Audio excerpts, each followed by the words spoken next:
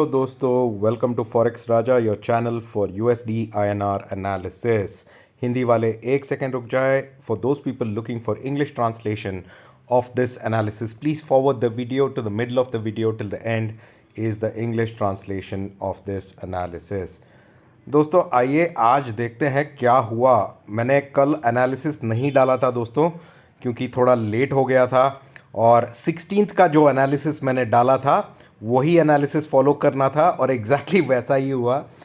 एक आप देख सकते हैं, आज सुबह 9 o'clock को, 9 o'clock से पहले 8:30 से फॉल आया। 8:30 से 83.20 से लेके सडनली 83.02 या 03 लेवल पे 83.03 लेवल तक फॉल आया। और अगर आप मेरा 16th का एनालिसिस देखें दोस्तों, मैंने क्लियरली बोला था आपको 83 के पास डिमांड है, बाइंग आएगा। तो आप देख सकते हैं 9:15 से फिर से ऊपर गया। तो हमारा असेसमेंट क्या था, अगर 83.08 के ऊपर रहता है, 83.08 एक लेवल दिया था मैंने, उसके ऊपर रहता है तो we should go and touch 83.21,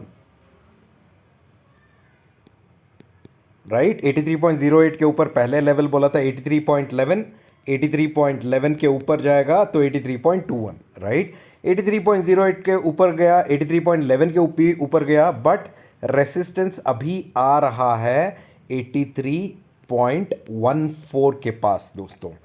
अब अगर 83.14 को क्रॉस करेगा तो 82.21 को ब्रेक करेगा, 82.21 के पास जाएगा, और 82.21 के पास हमें देखना पड़ेगा कि ट्रेंड यहाँ रिवर्स होता है या यही ट्रेंड यहाँ कंटिन्यू होता है, ठीक है।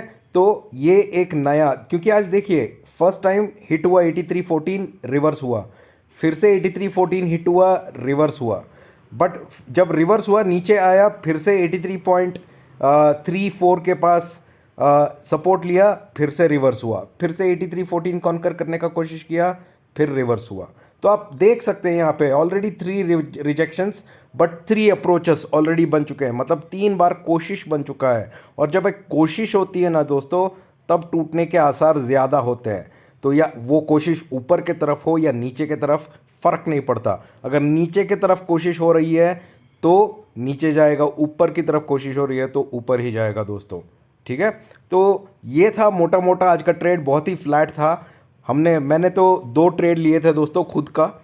एक ट्रेड था एक फ्यूचर्स में, जो सुबह सुबह मैंने लिया था, यहाँ पे जब लो पॉइंट पे आया था, यहाँ पे एक छोटा सा फ्यूचर्स ट्रेड लिया। फ्यूचर्स ट्रेड हमारा प्रॉफिटेबल रहा। उसके बाद हमने एक और ट्रेड लिया, मैंने एक और ट्रेड लिया था, वो था 82.25 CE, जो सबसे कम में मिल रहा था, 0.0200 के नीचे मिल रहा था, और उसका टारगेट मैंने सोचा था डबल, और वो एग्जैक्टली 0.0400 डबल होके उसके टाइम पे एग्ज़िट कर दिया। और उसके बाद कोई ट्रेड नहीं लिया दोस्तों, क्योंकि मैं भी मार्केट वॉच कर रहा हूँ। लेवल्स क्रिटिकल बनते जा रहे हैं, 83.21, 83.14, तो इन दोनों के बीच में इसको अगर ब्रेक नहीं करेगा तो 83 PE जिसने लिया है उनका प्रीमियम खाया जाएगा, और 83.25 CE जिन्होंने लिया है उनका प्रीमियम तो खाया जाएगा, और एक्सपायरी बीच में हो जाएगा दोस्तों। अगर यहाँ पे कोई अच्छा ब्रेकआउट आता है तो अच्छी शॉर्ट कवरिंग आने की चांसेस है, तो वही हम प्लान करेंगे हमारे ट्रेड प्लान में दोस्तों, ठीक है। Let's go to the 1 hour chart. 1 hour chart पे जाएंगे दोस्तों हम, और हमारा ट्रेड प्लान बनाएंगे थोड़ा चार्ट्स को लेके। 1 आवर चार्ट हमारा अच्छा रहता है, इजी रहता है समझने के लिए भी, तो हम जाएंगे 1 आवर चार्ट पे, ठीक है। ये थोड़ा रेंज बड़ा ही हो गया, ऑलराइट दोस्तों, ठीक है। ये है मेरा 1 आवर का चार्ट, और इस 1 आवर चार्ट पे दोस्तों अभी भी मेरा सबसे इम्पॉर्टेंट लेवल जो मैं मार्क करने को जा रहा हूँ वो है 83.14। अगर कल स्पॉट 83.14 के ऊपर रहता है दोस्तों, तो बाइंग चांस बन जाता है। फर्स्ट टारगेट आपको मिलेगा 83.21, और 83.21 के ऊपर अगर ट्रेड करता है दोस्तों, तो अगला टारगेट आपका क्लियरली बनता है 83.32। मतलब 83.21 के ऊपर अगर गया तो ज़रूर 83.32 को जाना चाहिए, और 83.32 के ऊपर दोस्तों स्ट्रेट जाएगा। अगर उसके ऊपर सस्टेन हुआ तो 83.46। ठीक है, ये है ऊपर के लेवल। अगर एक एक रेसिस्टेंस तोड़ के ऊपर सस्टेन किया तो ऑन द कॉन्ट्ररी दोस्तों, अगर 83.03 को ब्रेक करता है स्पॉट, 83.03 को ब्रेक करता है तो डाउनसाइड की चांसेस है दोस्तों। डाउनसाइड में स्पॉट जा सकता है 82.94 तक। ठीक है, बट ये 83.03 से 83.14 जो है ये मेरा नो ट्रेड जोन है। मतलब अगर स्पॉट यही इन दोनों नंबर्स के बीच में खुलता है तो मैं कोई ट्रेड नहीं लूँगा एक्सपायरी के लिए, क्योंकि हर तरफ मेरा प्रीमियम कट जाएगा। तो पैसा वेस्ट क्यों करना है, इंस्टेड कैपिटल बचा के रखो। फ्रेश वीक आएगा, फ्रेश ट्रेड ले सकते हैं। ऐसा कोई नहीं कि मार्केट बंद हो रहा है ना कल के बाद, तो पेशेंस रखना इंपॉर्टेंट है। नो ट्रेड जोन में अगर आया या खुला या उसी ट्रेड जोन में है तो कोई ट्रेड नहीं लेना है, और ये बहुत सिंपल रूल है मेरा। आशा करता हूँ कि आपको वीडियो अच्छा लग रहा है दोस्तों। जो भी मेरा वीडियो पहली बार देख रहा है दोस्तों, मैं उनको रिक्वेस्ट करता हूँ कि प्लीज़ मेरे चैनल को सब्सक्राइब करो, बेल आइकन ज़रूर दबा देना और ऑल नोटिफिकेशंस दबा देना, क्योंकि मैं हर दिन वीडियो अपलोड करता हूँ और आपको नोटिफिकेशन मिल जाएगी। आप वीडियो देख सकेंगे, लेवल्स प्लॉट कर सकेंगे और अगले दिन ट्रेड के लिए तैयार रह सकते हैं दोस्तों। मेरा एक फ्री चैनल भी है टेलीग्राम पे, उसका लिंक नीचे डिस्क्रिप्शन पे है, क्लिक करके ज्वाइन कर लो दोस्तों। और हम टेलीग्राम पे कनेक्टेड रह सकते हैं, और मैं टेलीग्राम पे ट्रेडिंग आवर्स पे छोटा मोटा अपडेट देता रहता हूँ।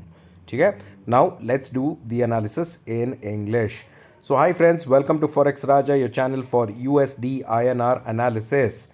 Friends, before first of all, I would like to apologize. I did not upload an analysis yesterday. I got too busy, but I uploaded analysis for 16th of August when it was a holiday. But the trade is working as per that analysis in a very similar fashion. So let's compare today's movement with what I had told you on 16th. On 16th, friends, I had given you a very important level, which is 83.11. And if spot is above 83.11, spot will go to 83.21. All right, this is, and if spot is above 83.21, it will go further up, is what I told you. Now let's focus on this level. And if spot is below 83.11, I had given you another level, which is 83.03. You can go and check my 16th analysis for reference. So I want to speak only of 3 levels, because on 16th I gave you many more levels on the upside, but as it did not go up, I don't want to put so many lines. So you can see here 9 o'clock opening itself was around 83.03. After that, what happens? From 83.03, in my 16th analysis, I had said this is a demand zone now. People will buy if spot goes low. And exactly that's what happened. People started buying. It went up, broke 83.11. If 83.11 breaks, what should come? 83.21. But at 83.14, there was the first reversal, right? Again support at 83.11 area, again second attempt for 83.14, again a breakdown. The second breakdown, again when it happened, it again came to 83, close to 83.03, took the support, broke 83.11, again there was a stop here at 83.14. So friends, 83.14 now is a critical resistance for us. If this resistance breaks, then we are very positive spot should go to 83.21, and from 83.21 spot can go much higher also. So this is where most of the day we spent on, very muted kind of a day, but a very good opportunity for those people who wanted to buy options for tomorrow's expiry at a lower level. And I did take a couple of trades, small trades, and they were successful. Happy about that for today, and I look forward for tomorrow. But for tomorrow, let's make our trading plan, friends. For that, let me go on my 1 hour chart, and let's take some range very clearly over here. Okay, and now let's get the data out over here. All right, friends.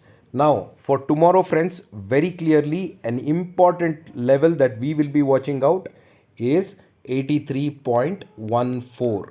That means if spot is above 83.14, if spot trades above 83.14, then spot will touch 83.21.